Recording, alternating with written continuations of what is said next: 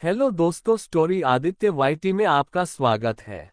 मेरे बेदर्द पिया पार्ट 4 चैप्टर 41 गरीब है। सिया एक मॉल के पास आके रुकती हैं और उसके अंदर चली जाती हैं। ठीक उसके पीछे ही दो शख्स और एंटर करते हैं जो कोई और नहीं चित्रांग और वैदिक ही थे।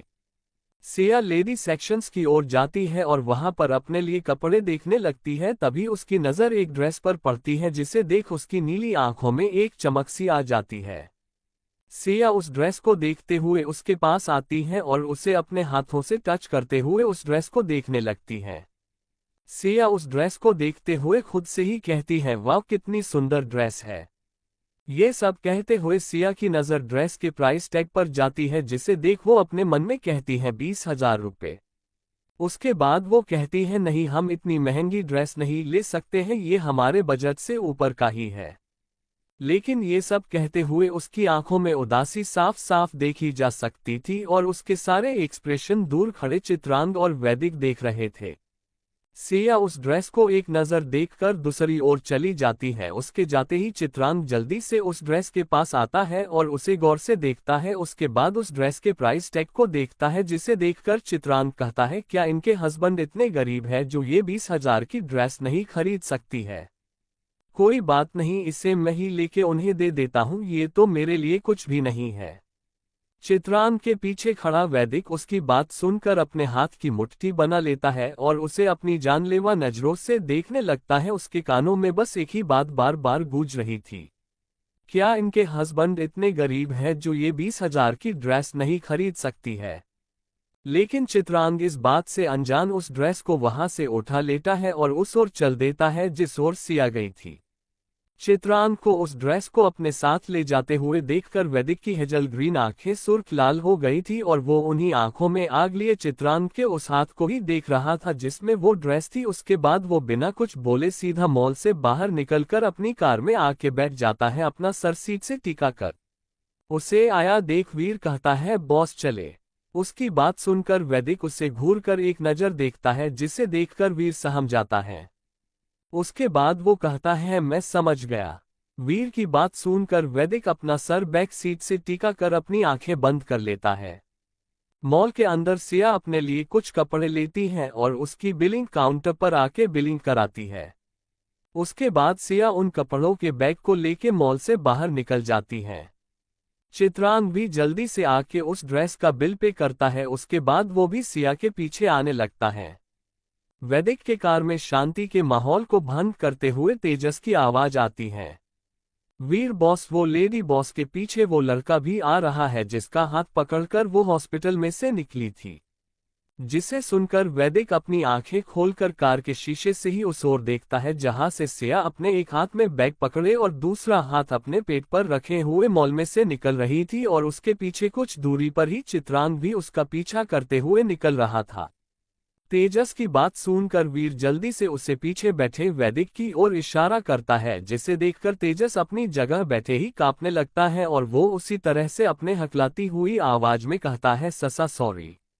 वो इससे आगे कुछ कहता उसके पहले ही वीर उसे शांत रहने का इशारा करता है जिसे समझकर वो चुप हो जाता है। तभी उन दोनों के कानों में वैदिक की खतरनाक आवाज आती है, फॉलो करो। उसकी बात सुनकर तेजस कार स्टार्ट कर देता है। सिया के टैक्सी का पीछा करने लगता है।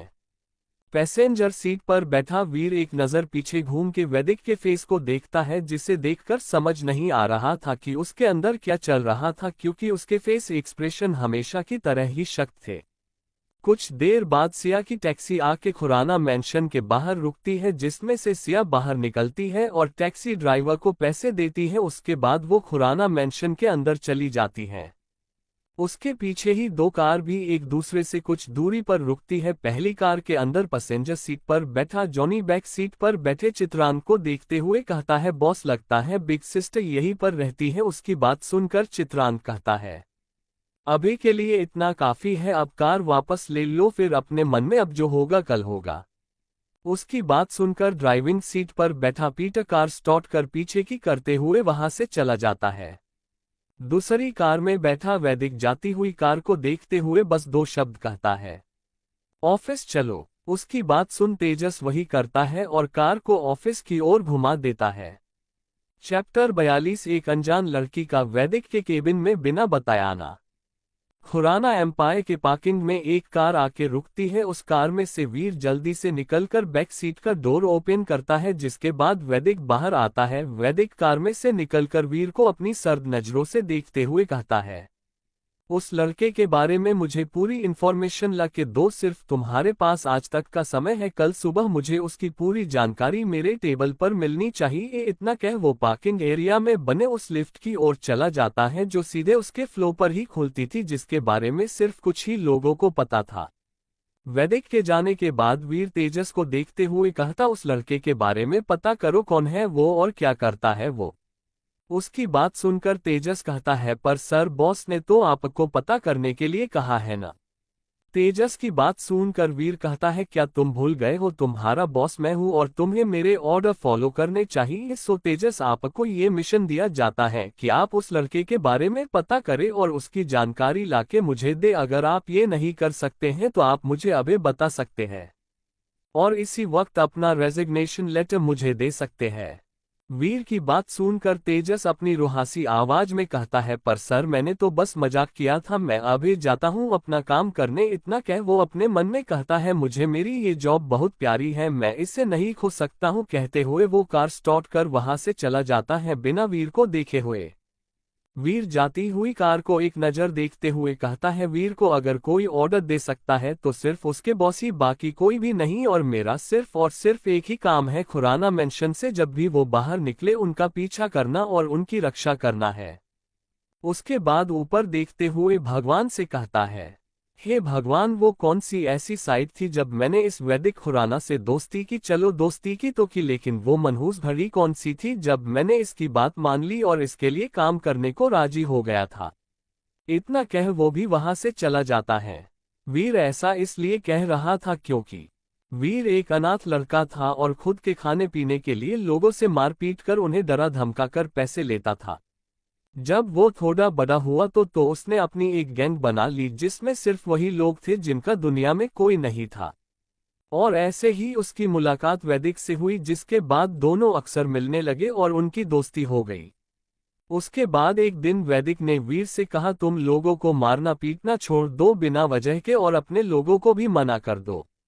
उसकी बात सुनकर वीर उसे घूरते हुए कहता, मैं ऐसा नहीं करने वाला हूँ, मेरा यही काम ही है, बचपन से ऐसे ही अपना पेट भरता हूँ, अगर छोड़ दिया तो खाने को तरस जाएंगे। वीर की बात सुनकर वैदिक कहता है, मैंने बस तुम्हें बिना वजह के लोगों को परेशान करने के लिए मना किया है, लेकिन मैं तुम्हें कुछ ऐसा करने के लिए दे सकता हूँ जिसमें तुम्हें ये सब कुछ करना ही नहीं पड़ेगा और तुम लोगों के नज़र में भी बहुत अच्छे बन जाओगे। उसकी बात सुनकर वीर कहता है, और वो क्या है। वैदिक कहता है, ज्यादा कुछ नहीं करना है, जैसे तुम अभी लोगों को जो कुछ सिखाते हैं मारपीट करने के लिए, बस वही करना है, बस उसका तरीका अलग होगा। मैं तुम्हें एक ऐसी एकेडमी बनाकर दूंगा जिसके ओनर तुम रहोगे। तुम्हें बस वहां पर ऐसे लोगों को तैयार करना है जो हर एक चीज में परफेक्ट हो, जैसे लड़ाई करने में, गन चलाने में और भी बहुत कुछ। वैदिक अपनी बात पूरी करता उससे पहले ही वीर बोल पड़ता है, क्या तुम चाहते हो मैं लोगों को बॉडीगार्ड्स बनने की ट्रेनिंग दूं? उसकी बात सुनकर वैदिक कहता है, उन्हें ट्रेनिंग ही नहीं, दुनिया के सबसे अच्छे बॉडीगार्ड बनने की ट्रेनिंग देना। उसकी बात सुनकर वीर कहता है, पर इसमें मेरा क्या फायदा होगा? वैदिक कहता है, तुम्हारा भी फायदा है, इसमें तुम्हें जो भी प्रॉफिट होगा उस एकेडमी से वो सब कुछ तुम्हारा होगा। उसकी बात सुनकर वीर कहता है, ठीक है, मंजूर है मुझे, लेकिन एक मिनट, अगर ऐसा हुआ तो तुम मेरे बॉस बन जाओगे। उसकी बात का वैदिक कोई जवाब नहीं देता है और वहां से डेविल स्माइल करते हुए चला जाता है। और इसी तरह से वैदिक वीर को एक एकेडमी बनावा के देता है जिसमें बॉडीगार्ड तैयार किए जाते थे और आज की डेट में वो सबसे अच्छे और खतरनाक थे। उन्हें बहुत से लोग हायर करना चाहते थे अपनी सेफ्टी के लिए, लेकिन ऐसा कर नहीं पाते थे क्योंकि वो सभी लोग सिर्फ और सिर्फ वैदिक के लिए ही काम करते थे। दूसरी ओर वैदिक के केबिन में एक लड़की दनाते हुए आती है और उसके टेबल पर जोर से अपना हाथ पटकती है। उसके पीछे ही वैदिक का असिस्टेंट भी भागते हुए आता है और वैदिक को देखते हुए कहता है, सर मैंने इन्हें बाहर रोकने की कोशिश की पर इन्होंने नहीं सुना और यहाँ आ गई। चैप्टर 43 सिया को तुमसे बहुत दूर लेके जाएगा। तुम तो सिया को अपनी पत्नी भी नहीं मानते हो। वैदिक अपने केबिन में बैठा हुआ ऑनलाइन मीटिंग कर रहा था, तभी एक झटके के साथ उसके केबिन का डोर ओपन कर एक लड़की दन-दनाते हुए उसके सामने आके उसके टेबल पर जोर से अपना हाथ पटकती है, उसका नाम चिल्लाते हुए वैदिक। उसके ऐसे करने और चिल्लाने से वैदिक अपने आंखों में आग लिए उस लड़की को देखता है जिसने उसे डिस्टर्ब करने की हिम्मत की थी। उसके पीछे ही वैदिक का असिस्टेंट, जो दिखने में बहुत ही स्मार्ट था, उसकी उम्र लगभग 26-27 साल थी। वो वैदिक के एक इशारा करने से ही वैदिक की सारी बातें बिना बोले ही समझ जाता था। वैदिक सबसे ज्यादा किसी पर भरोसा करता था तो अपने असिस्टेंट पार्थ पर ही। पार्थ का पूरा नाम पार्थ जिंदल है, लेकिन ये ज्यादा से ज्यादा वैदिक के ही साथ उसके साए की तरह रहता है। ये भी वैदिक की तरह ही कोल्ड हार्टेड है। ये वैदिक के अलावा किसी का भी ऑर्डर नहीं मानता है। पूरी कंपनी में भी पार्थ से लोग डरते हैं और उसे वैदिक का दूसरा रूप कहते हैं। भी भागते हुए आता है और वैदिक को देखते हुए कहता है, सर मैंने इन्हें बाहर रोकने की कोशिश की पर इन्होंने नहीं सुना और यहाँ आ गई। मैंने इन्हें समझाया भी कि आप अभी मीटिंग में बिजी है, फिर भी ये यहाँ आ गई। उसकी बात सुनकर वैदिक अपनी सर्द आवाज में कहता है, मीटिंग ओवर। इतना कहते ही वो घूर कर उस लड़की को देखते हुए अपने असिस्टेंट पार्थ से कहता है, तुम जाओ। वैदिक की बात सुनकर पार्थ बिना कुछ कहे केबिन से निकल जाता है। उसके जाने के बाद वैदिक अपने सामने खड़ी लड़की को देखता है, जो कोई और नहीं बल्कि ईशा ही थी। उसे देखते हुए वैदिक अपनी कर्कश आवाज में कहता है, क्या हुआ? उसकी बात सुनकर ईशा भी बोलना शुरू करती है, जैसे वो इसी के इंतजार में ही थी कि वैदिक उससे पूछे। ईशा कहती है, तुम्हें पता है आज हॉस्पिटल में क्या हुआ है? इतना कह ईशा हॉस्पिटल में जो भी हुआ था उसे सब कुछ बता देती है, सिर्फ ये छोड़ के कि चित्रांग ने उसे किस किया था। ईशा जैसे जैसे बोलती जा रही थी, वैदिक की नसें गुस्से से उभरती जा रही थी और उसकी हेजल ग्रीन आंखें लाल हो जाती है गुस्से से ईशा की सारी बातें सुन करके। ईशा इतना सब कुछ एक सांस में बोल के टेबल पर रखा ग्लास का पानी उठाकर एक सांस में ही पी जाती है। फिर एक लंबी सांस लेते हुए कहती है, ये सब छोड़ो, मुझे तुम्हें कुछ इम्पोर्टेंट बात बतानी है सिया के बारे में। ईशा की बात सुनकर वैदिक उसे ऐसे देखने लगता है जैसे वो उसके बोलने का इंतजार कर रहा हो, और ये बात ईशा भी समझ जाती है, जिसके बाद वो बोलना शुरू करती है। ईशा वैदिक को सिया की कंडीशन के बारे में बताती है। उसके बाद वो कुछ रिपोर्ट्स वैदिक को देते हुए कहती है, ये रही आज की सारी रिपोर्ट्स। कुछ कॉम्प्लिकेशंस हैं जिसका ध्यान रखना बहुत जरूरी है। उसका वेट भी कम होता जा रहा है, जो एक प्रेग्नेंट लेडी के लिए अच्छा नहीं होता है। उसका खाने पीने का ध्यान रखना होगा और सबसे इम्पोर्टेंट बात है कि उसे कोई भी टेंशन ना हो। मुझे ऐसा लगता है वो अंदर ही अंदर से डिप्रेशन का शिकार होती जा रही है, जो न उसके लिए और न ही आने वाले बच्चों के हेल्थ के लिए सही है। इतना कहने के बाद ईशा वैदिक को देखते हुए कहती है, आई होप तुम मेरी बात समझ रहे होगे मैं क्या कहना चाहती हूँ। उसकी बात सुनकर वैदिक बस एक शब्द में जवाब देता है, हम। उसका जवाब सुनकर ईशा उसे गुस्से से देखते हुए कहती है, और एक बात, जैसा कि तुमने मुझे सिया का रेगुलर चेकअप करने के लिए उस हॉस्पिटल में जाने को कहा था, मैंने वैसा ही किया। मैं सिर्फ तुम्हारे चलते उस हॉस्पिटल में अपना इतना बड़ा हॉस्पिटल छोड़कर उसका चेकअप करने जाती हूँ। ईशा ऐसा इसलिए कह रही थी क्योंकि वो एक बहुत बड़ी और जानी मानी गायनेकोलॉजिस्ट डॉक्टर थी, और उसका इंडिया में ही नहीं बल्कि इंडिया के बाहर भी बहुत नाम था, और उसका खुद का भी एक हॉस्पिटल था। लेकिन आज जो कुछ भी हुआ है उसके बाद मैं कभी भी उस हॉस्पिटल में नहीं जाऊंगी। इतना कह ईशा अपने पर्स में से कुछ निकालकर वैदिक के टेबल पर रखते हुए उससे कुछ कहती है।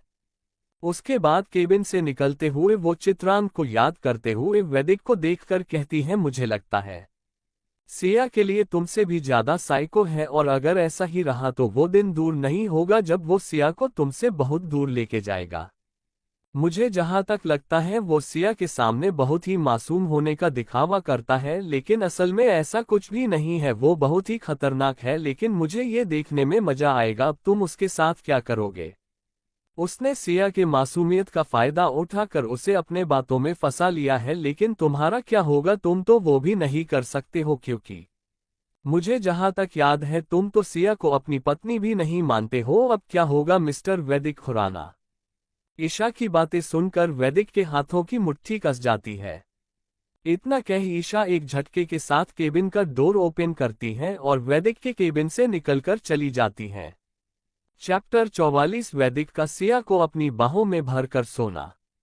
उसके जाते ही वैदिक, जो इतने देर से बैठा ईशा की बातें सुन गुस्से से उबल रहा था, लेकिन जैसे ही ईशा ने उसे कहा कि वो सिया को तुमसे बहुत दूर लेके जाएगा, ये बात उससे बर्दाश्त नहीं होती है। उसके बाद वो अपने सामने रखे टेबल पर लैपटॉप को उठाकर जमीन पर फेंक देता है। ऐसे ही एक एक कर वो अपने केबिन में रखी सारी चीजों को तोड़ने लगता है। कुछ ही देर में वैदिक अपनी आलीशान केबिन को तहस नहस कर देता है। उसके चारों तरफ कांच के टुकड़े पड़े हुए थे, कुछ फाइलें पड़ी थी जिनकी हालत बहुत ही खराब थी, लेकिन उसके बाद भी उसका गुस्सा शांत नहीं होता है।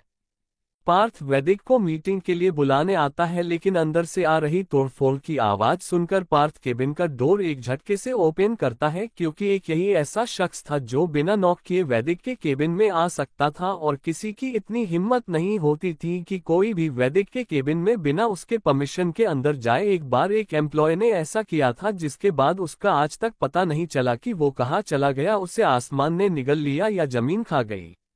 अंदर का नजारा देखकर वो कोई क्रिया नहीं करता है, जैसे ये उसके लिए देखना आम बात हो, और ऐसा था भी क्योंकि वैदिक अक्सर ही गुस्से से चीजों को तोड़ फोड़ देता था। पार्थ एक नजर वैदिक को देखता है, उसके बाद वो वैदिक से कहता है, सर मीटिंग का टाइम हो गया है।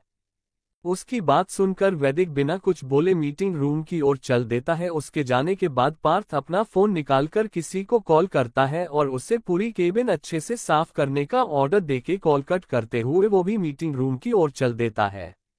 दूसरी ओर खुराना मैंशन। सिया हॉस्पिटल से जब तक घर आती है तब तक बहुत देर हो चुकी थी। उसे मेंशन में कोई नहीं दिखता है, तो वो एक मेड को, जो उसकी ही हम उम्र की लगभग थी, जो हाल से गुजर रही थी, उसे देखकर सिया बहुत ही रिस्पेक्ट के साथ बुलाती है। सुनिए। सिया की आवाज सुनकर वो मेड सिया के पास आती है और वो भी जवाब में बहुत ही रेस्पेक्ट के साथ कहती है, जी मैम। उसकी बात सुनकर सिया उसे देखते हुए कहती है, मां नजर नहीं आ रही क्या, वो कहीं गई है? सिया की बात सुनकर वो मेड कहती है, यस मैम। वो सार्थक सर दिशा मैम को हॉस्पिटल लेके गए हैं और उन्होंने कहा है कि वो रात का डिनर उनके साथ बाहर ही करके आएंगे, और बड़ी मैडम बाहर गई है अपनी किसी दोस्त से मिलने, वो कल सुबह आएंगी, और उन्होंने ये भी बताया है कि बड़े सर भी ऑफिस से सीधे वहीं पर चले जाएंगे और वो भी कल उनके साथ सुबह में ही आएंगे। इतना कह वो मेड चुप हो जाती है। उसकी बात सुनकर सिया उससे ठीक है कह जाने का इशारा करते हुए अपने रूम की ओर बढ़ जाती है। सिया जब तक थर्ड फ्लोर पर आराम से नहीं पहुंच जाती है तब तक वो मेड अपनी तिरछी नजरों से उसे ही देख रही थी। सिया के थर्ड फ्लोर पर पहुंचते ही वो मेड भी वहां से चली जाती है। सिया रूम में आके अपने पर्स को और बैग्स को कबर्ड में रखती है। उसके बाद वो फ्रेश होने के लिए बाथरूम के अंदर चली जाती है। कुछ देर बाद सिया अपना हाथ मुंह धोकर वॉशरूम से बाहर निकलती है। उसके चेहरे पर इस समय साफ साफ थकान देखी जा सकती थी। उसके बाद वो एक नज़र पूरे रूम को देखती है। उसके बाद रूम में मौजूद सारी चीजों को एक नज़र देखती है, फिर अपने पेट को देखते हुए कहती है, क्या हमारी सच में आपकी नज़रों में कोई औकात नहीं है वैदिक जी? क्या हम सच में एक नौकर से भी गैर गुजरे हैं? कहते कहते उसकी नीली आंखों में हल्की सी नमी तैर जाती है, आज जो कुछ भी हुआ उससे याद करके। उसके बाद वो बेड के दूसरी साइड आके घिरे से बेड पर बैठ जाती है। तभी उसकी नज़र बालकनी की ओर जाती है, जहां पर कुछ चीजें थी जिसे देख वो कुछ सोचने लगती है। बालकनी के एक कोने में एक गद्दा लगा हुआ था, जहां पर वो रातों को सोया करती थी, और उसके साथ ही एक ब्लैंकेट और पिलो भी था, और उसके चारों ओर बहुत ही खूबसूरती से सजाया गया था, जो सिया ने अपने रहने के लिए बनाया था, क्योंकि शादी के बाद वैदिक ने उसे अपनी किसी भी चीज का यूज करने से उससे साफ मना किया था। इसलिए सिया ने बालकनी में ही अपनी छोटी सी दुनिया बना के रखा हुआ था। लेकिन सिया ने बालकनी में सारी चीजों को इस तरह से अरेंज करके रखा था कि वो किसी बेडरूम से कम नहीं लगता था। ऊपर से कांच की दीवारें उसे और भी आकर्षक बनाते थे।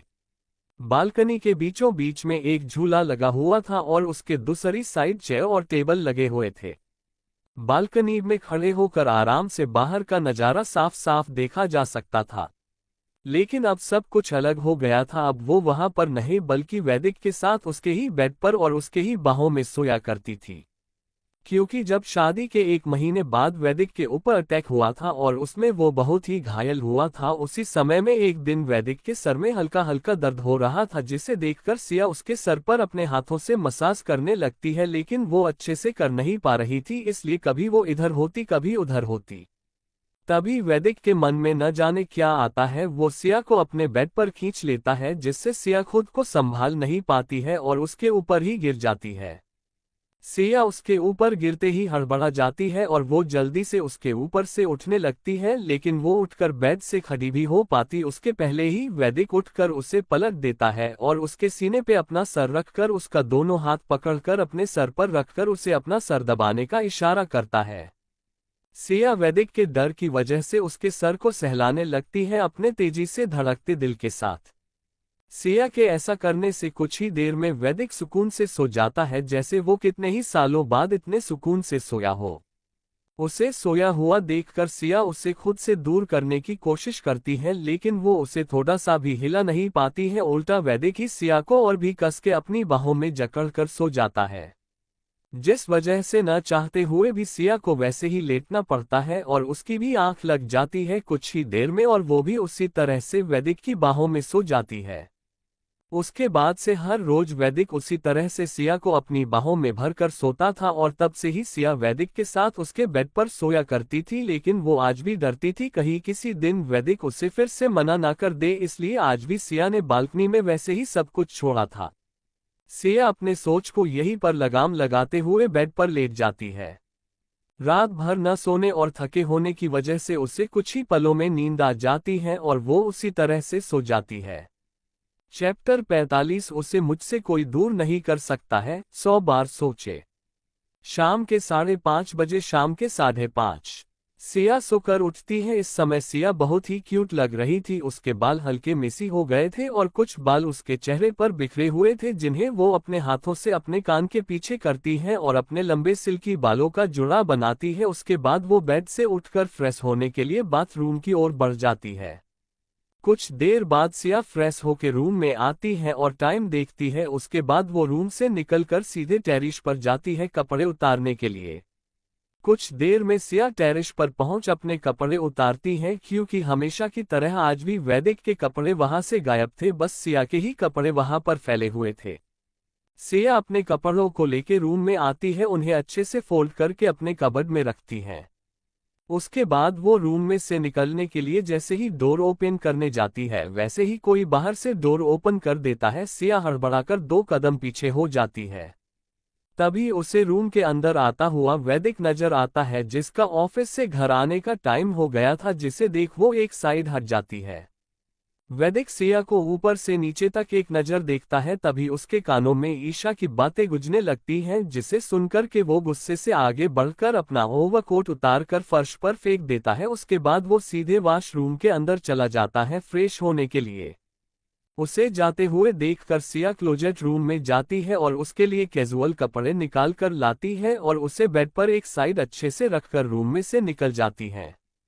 वॉशरूम के अंदर वैदिक शॉवर के नीचे खड़ा होकर ठंडे पानी से भीग रहा था, लेकिन फिर भी उसका गुस्सा शांत नहीं हो रहा था। उसके दिमाग में ईशा की कही हुई बातें ही बार बार गूंज रही थी कि वो तुमसे बहुत दूर उसे लेके जाएगा। तभी वैदिक चीखते हुए कहता है, वो सिर्फ और सिर्फ मेरी जान है, उसे मुझसे कोई दूर नहीं कर सकता है, अब तो बिल्कुल भी नहीं। तभी उसके सामने वो पल आता है जब चित्रांग सिया का हाथ पकड़े हॉस्पिटल से बाहर निकल रहा था। इस पल को याद करके वैदिक अपने एक हाथ का पंच बना के जोर से बाथरूम की दीवार पर मारते हुए कहता है, जान तुम्हारी हिम्मत कैसे हुई किसी और का हाथ थामने की? इसके लिए तो उसे और तुम्हें पनिशमेंट मिलनी ही चाहिए, वो भी ऐसी कि वो दोबारा ऐसा करने के पहले 100 बार सोचे, और तुम भी। इतना कह उसके होठों पर डेविल स्माइल आ जाती है। उसके बाद वो अपनी आंखें बंद कर शॉवर के नीचे वैसे ही खड़ा रहता है। सिया जब हाल में आती है तो आज उसे कोई सर्वेंट भी नहीं दिखाई देता है। किसी को भी ना देख सिया समझ जाती है कि आज कोई भी नहीं है, इसलिए वो सभी सर्वेंट क्वार्टर में चले गए होंगे, क्योंकि उसके घर में रहने या न रहने का कोई भी मतलब ही नहीं था। और वैदिक को अपने आसपास ज्यादा लोगों का रहना पसंद नहीं था, सिवाय कुछ लोगों को छोड़ के। इसलिए जब कभी भी सभी लोग कहीं बाहर जाते थे तो सभी सर्वेंट भी चले जाते थे। उसके बाद सिया किचन में चली जाती हैं, वैदिक के लिए काफी बनाती हैं क्योंकि आज कोई था ही नहीं जिसके लिए वो चाय बनाती। मेंशन में सिर्फ और सिर्फ वही दोनों ही थे। कुछ ही देर में सिया काफी बना लेती हैं और उसे कॉफी कप चाय की प्याली में पलटकर काफी कप चाय की प्याली को एक ट्रे में रखकर किचन से निकलकर अपने रूम में आ जाती है। सिया रूम में आती है तो उसे अभी भी सावर की आवाज आ रही थी, जिसे सुन वो समझ जाती है कि वैदिक अभी भी सावर ले रहा है। इसलिए सिया ट्रे को टेबल पर रख देती है और साइड में खड़ी हो जाती है। सिया जैसे ही खड़ी होती है उसे हल्का सा चक्कर आ जाता है, लेकिन वो खुद संभाल लेती है और अपने मन में कहती है लगता है कुछ न खाने की वजह से ऐसा हो रहा है, क्योंकि उसने बस सुबह में ब्रेकफास्ट ही किया था, उसके बाद से उसने कुछ खाया पिया नहीं था।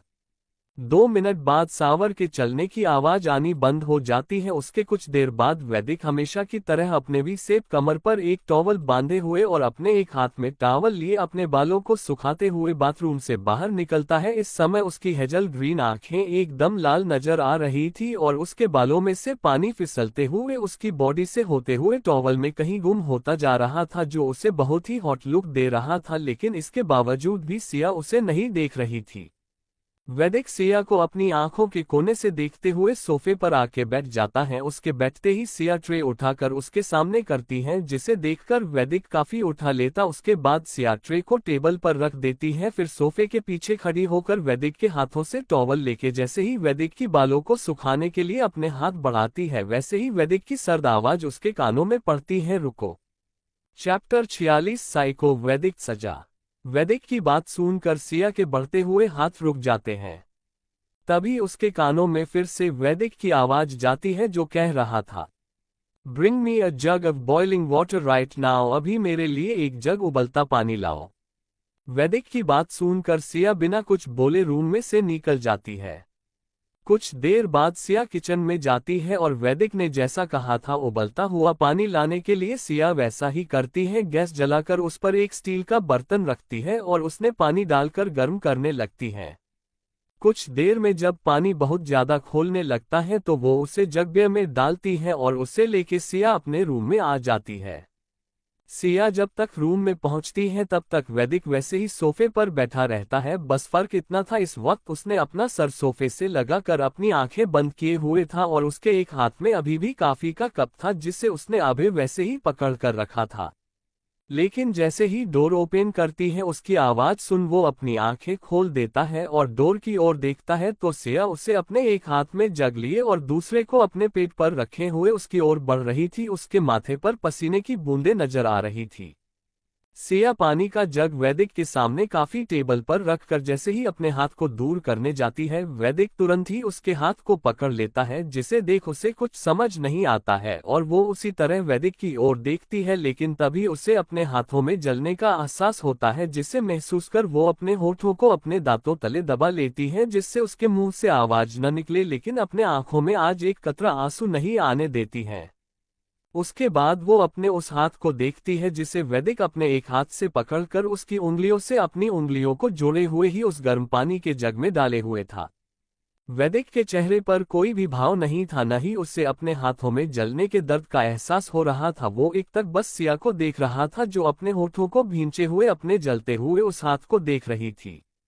वैदिक सिया को देख अपने मन में कहता है, ऐसे ही जलन और दर्द मुझे भी हुआ था जान, तुम्हें किसी और का हाथ पकड़े हुए देखकर, इसलिए तो ये पनिशमेंट सजा तो बनती है ना।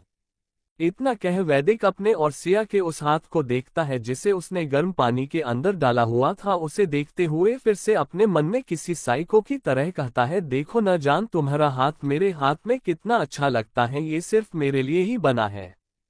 तुम्हारे इन हाथों को कोई छू सकता है तो वो सिर्फ और सिर्फ मैं ही हो सकता हूँ। तुम्हारे हाथों को ही नहीं जान, तुम्हें कहीं से भी कोई छू सकता है तो वो सिर्फ और सिर्फ मैं ही हो सकता हूँ, मेरे अलावा कोई भी नहीं हो सकता है, क्योंकि तुम पूरी की पूरी सिर्फ और सिर्फ वैदिक खुराना की हो। इतना कह वो फिर से सिया की ओर देखता है, जिसने दर्द और जलन की वजह से अपनी आंखों को भी भींच लिया था, क्योंकि उससे अब और बर्दाश्त नहीं हो पा रहा था। और वो ये भी जानती थी जब तक वैदिक उसके हाथ को छोड़ेगा नहीं तब तक उसे इसी तरह रहना होगा और ऐसे ही दर्द सहना होगा। कुछ देर बाद वैदिक सिया के हाथ को छोड़ देता है। उसके ऐसा करते ही सिया जल्दी से अपना हाथ निकालकर देखती है जो जलने की वजह से पूरा लाल हो गया था। तभी वैदिक फिर से उसके जले हुए हाथ को पकड़ता है, जिसे देख सिया सहम जाती है कि कहीं वैदिक फिर से उसके जले हुए हाथ को न जलाए। लेकिन इस बार वैदिक चुपचाप से उसके हाथ को पकड़े हुए बाथरूम के अंदर वॉश बेसिन के पास आता है और टैप ऑन कर सिया के जले हुए हाथ को टैप से गिरते ठंडे पानी के नीचे कर देता है। उसके ऐसा करने से सिया अपनी हैरान आंखों से उसे देखने लगती है, क्योंकि ये पहली बार था जब वैदिक ने उसके हाथ को जलाया हो और उसके बाद उसने ऐसा कुछ किया हो, बल्कि इसके पहले भी उसके हाथ पर एक बार उसकी ही वजह से गर्म सब्जी गिर गई थी, जिसके बाद उसके हाथ जल गए थे। लेकिन वैदिक ने उस पर बिल्कुल भी ध्यान नहीं दिया था, बल्कि उसे सबके सामने जलील करके छोड़कर चला गया था। चैप्टर 47 सिया का बेहोश होना। मैं तुम्हारी नौकर नहीं हूँ।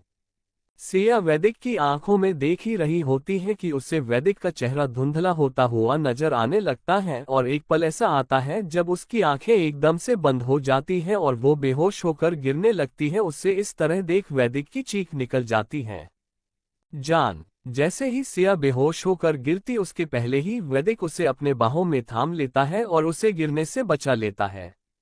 वैदिक एक हाथ से सिया के कमर को पकड़े हुए सिया को अपने बाहों में भरे हुए खड़ा था और दूसरे हाथ से उसके गाल को थपथपाते हुए उसे होश में लाने की कोशिश करते हुए बुलाता है, जान आंखें खोलो जान। लेकिन सिया पर उसके बुलाने का कोई असर नहीं होता है, जिसे देख वैदिक के माथे पर बल पड़ जाते हैं और वो जल्दी से सिया को अपनी बाहों में ब्राइडल स्टाइल में उठाकर बेडरूम आता है और उसे बेड पर आराम से लिटा देता है, जैसे वो कोई कांच की गुड़िया हो, अगर जरा से भी जोर पड़ा तो वो टूट जाएगी।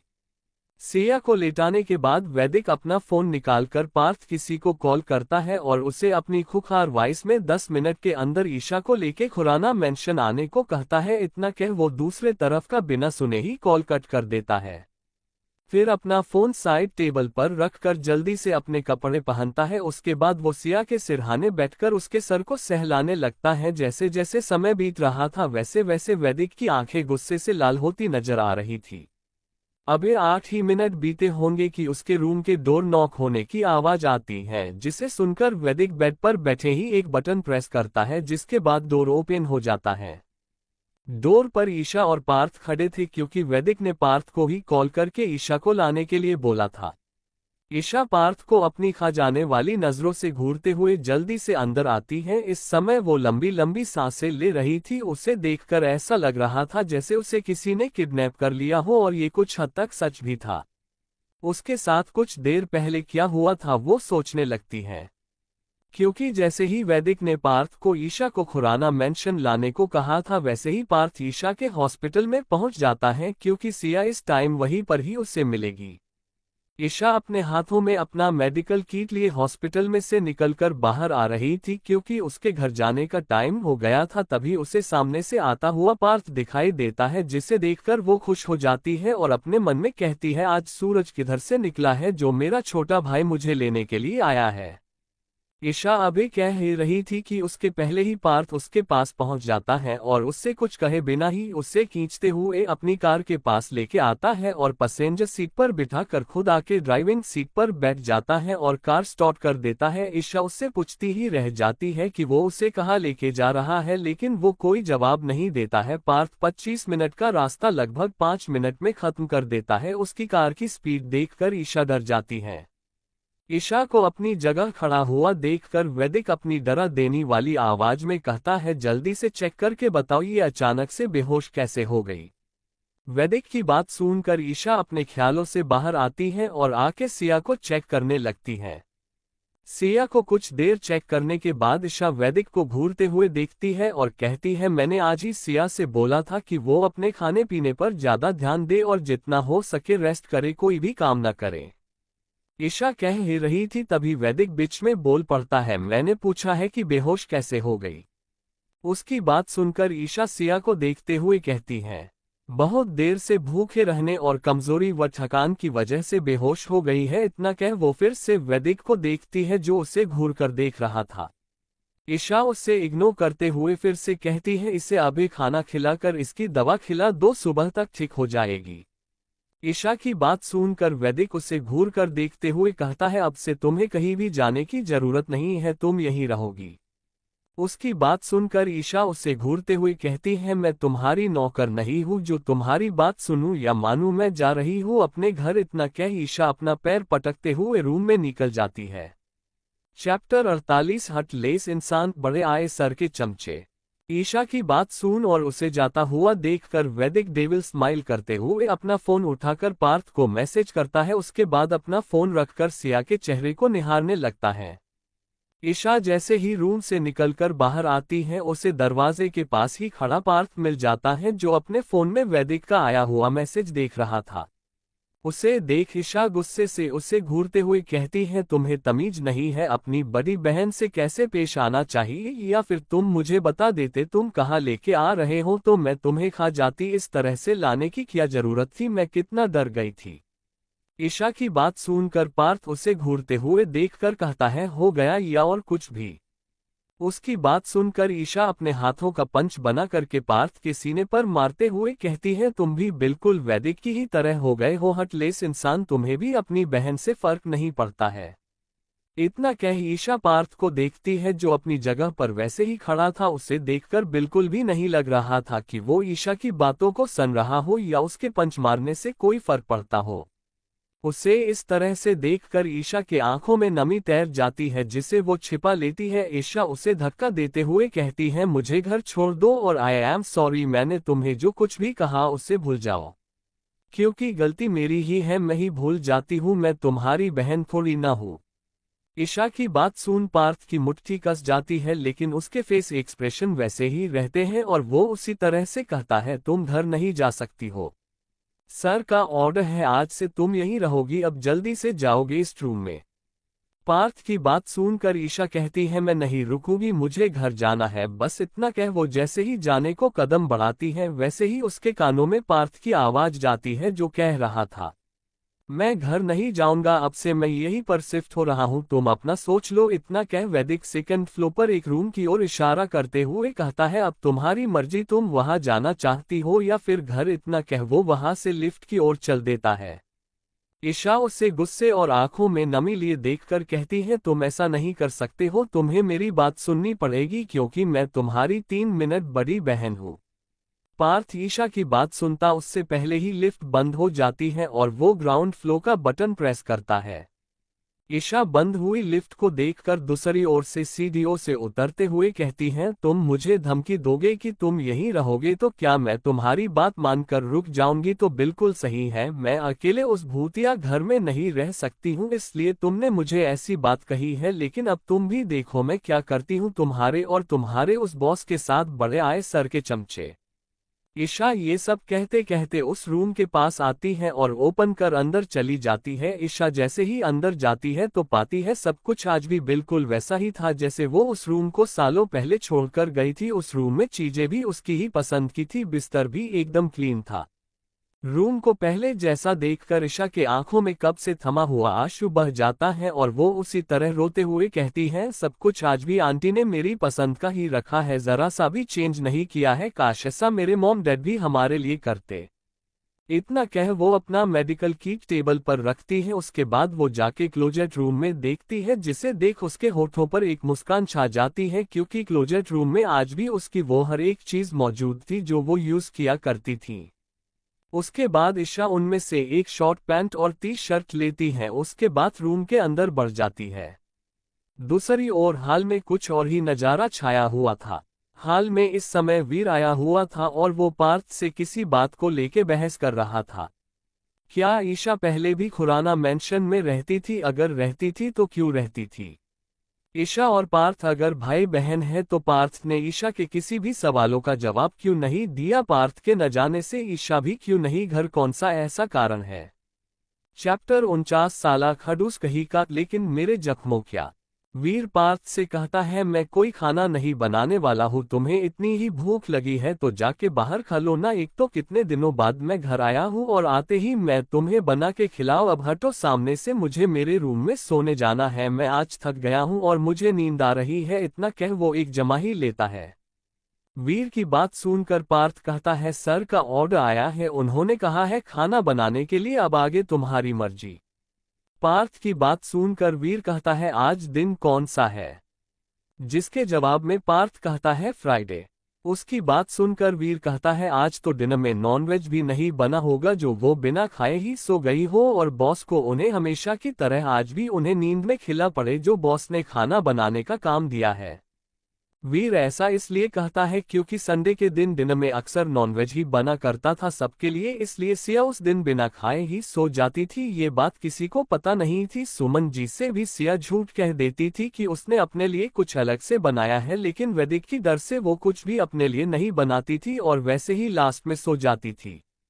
वैदिक वीर से कहकर सबके चोरी खाना बनवाता था। सिया के सो जाने के बाद उसे नींद में ही खिला देता था और सिया भी खा लेती थी, जिसकी भनक भी उसे नहीं लगती थी क्योंकि वीर भी खुराना मेंशन में ही रहता था। वो इस समय एक डील के लिए बाहर गया था, लेकिन वैदिक ने कल रात ही उससे आने के लिए कहा था और सिया के पीछे उसकी सेफ्टी के लिए जाने को कहा था। उसकी बात सुनकर पार्थ जवाब में कहता है, लेडी बॉस की तबीयत खराब हो गई, इसलिए सर ने खाना बनाने के लिए कहा है और आज घर पर भी कोई नहीं। मैं भी यहीं पर हूँ और ईशा भी यही है, इसलिए सबके लिए खाना बनाना है। कहते हुए पार्थ किचन की ओर जाने लगता है। उसे किचन में जाते हुए देखकर वीर अपने मन में कहता है, इसने अभी क्या कहा? ईशा यहाँ आई हुई है, लेकिन वो तो यहाँ से चली गई थी और वो यहाँ पर नहीं रहने वाली थी। फिर कैसे ये हुआ? कहीं इस पार्थ के बच्चे ने मेरी मासूम सी जान को डराया तो नहीं है न? उसके बाद पार्थ को कोसते हुए कहता है, साला खड़ूस कहीं का पक्का कुछ न कुछ अत्याचार किया ही होगा अपनी मासूम सी बहन पर। और ऐसे ही कोसते हुए वो भी किचन की ओर चला जाता है। दूसरी तरफ वैदिक के रूम। वैदिक सिया के चेहरे किसी साइको की तरह देख रहा था और अपने अंगूठे से उसके गालों और होठों के कोने को सहला रहा था। तभी उसकी नज़र सिया के जले हुए राइट हैंड पर जाती है, जो जलने के वजह से और उनमें हल्के हल्के छाले उभर आए थे। उसके बाद वैदिक अपने हाथ से सिया के जले हुए हाथ को छूता है। उसके छूते ही सिया के चेहरे पर बेहोशी की हालत में भी दर्द उभर आता है, जिसे देख वैदिक सिया के उस हाथ को अपने दूसरे हाथ पर बहुत ही धीरे से रखते हुए कहता है, जान तुम तो हद से भी ज्यादा नाजुक हो, तुम तो इतनी सी भी जलन बर्दाश्त नहीं कर पाए और देखो क्या हो गया तुम्हारे हाथों का। फिर सोचो मेरी जलन कितनी ज्यादा होगी और मैंने कैसे उसे बर्दाश्त किया होगा। तुम्हें पता है जान, जब मैंने इन हाथों को किसी पराये मर्द के हाथों को पकड़े हुए देखा ना, तो इससे भी ज्यादा दर्द और जलन मुझे यहाँ अपने दिल के पास वाली जगह को छूते हुए हो रही थी। उसके बाद वैदिक अपनी जगह से उठता है, ड्रावर खोल के उसमें से एक मेडिकल बॉक्स निकालता है। उसके बाद उसे खोलकर उसमें से दवा निकालकर अपने हाथों में लेता, फिर उस दवा को सिया के जले हुए हाथ पर बहुत ही आराम से लगाता है। वैदिक सिया के जले हुए हाथ में उस दवा को अप्लाई करके उसे रख देता है। उसके बाद वो अपने हाथ को जाके वॉश करता है। फिर सिया के पास आके बेड पर उसके पास बैठते हुए उसके फेस को देखते हुए अपने अंगूठे से उसके गालों को सहलाते हुए किसी साइको की तरह फिर से कहता है, जान देखो मैंने तो तुम्हारे जख्मों पर मलहम भी लगा दिया, कल तो ये पूरी तरह से भर जाएंगे, लेकिन मेरे जख्मों क्या जो तुमने मुझे दिए हैं वो कैसे भरेंगे जान? इन पर तुम कैसे मरहम लगाओगी? चैप्टर 50 वैदिक का सिया को किस करना। अब जो होगा वो सामने से होगा। उसके बाद वो डेविल स्माइल करते हुए कहता है, जान वो भी भरेगे, बस एक बार मुझे उस लड़के के बारे में पता तो चलने दो।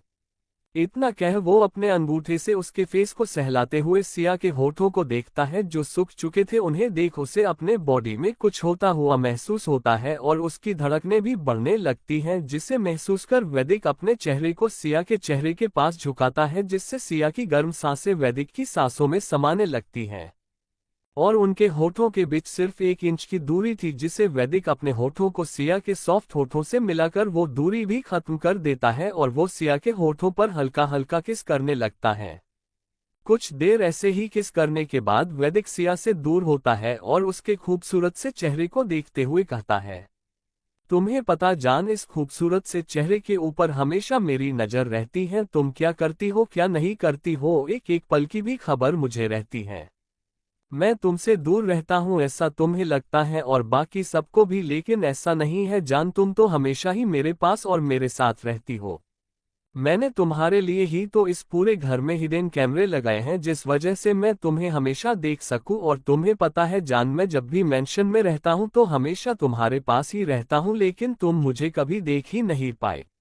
वैदिक आज सिया को सब कुछ बता रहा था, लेकिन इसके बावजूद भी सिया उसकी बातें नहीं सुन सकती थी। वैदिक कैसे उस पर हमेशा नजर रखता था और सिया के ऊपर जो एक जोड़ी नजरें देखा करती थी या उस पर हमेशा नजर रखा करती थी, वो किसी और की नहीं बल्कि वैदिक की ही थी।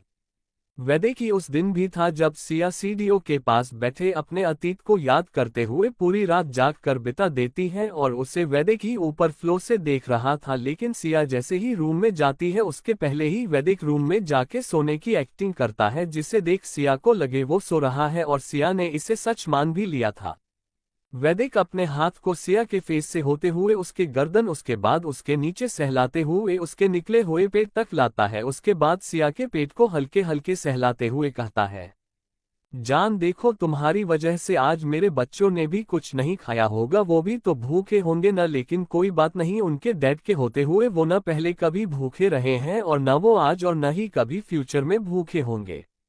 इतना कह वो झुककर सिया के पेट पर किस कर लेता है। किस करने के बाद वैदिक सिया को देखकर कहता है, अब बहुत हुआ जान ये लुक्का छुपी का खेल, अब जो होगा वो सामने से होगा। इतना कह वो एक बार झुककर सिया के माथे पर किस करता है, उसके बाद वो उसके दोनों गालों पर, फिर उसके दोनों आंखों पर, फिर नाक पर, उसके बाद वो सिया के होठों पर। जैसे ही किस करने को होता है वैसे ही डोर खटखटाने की आवाज आती है, जिसे सुनकर उसकी हेजल ग्रीन आंखें सर्द हो जाती है और वो अपने होठों को भींचते हुए कहता है, किसकी मौत आई है जिसने मुझे मेरी जान को किस करने से डिस्टर्ब किया। कहते हुए वो बेड से उठता है और गुस्से से डोर ओपन करता है।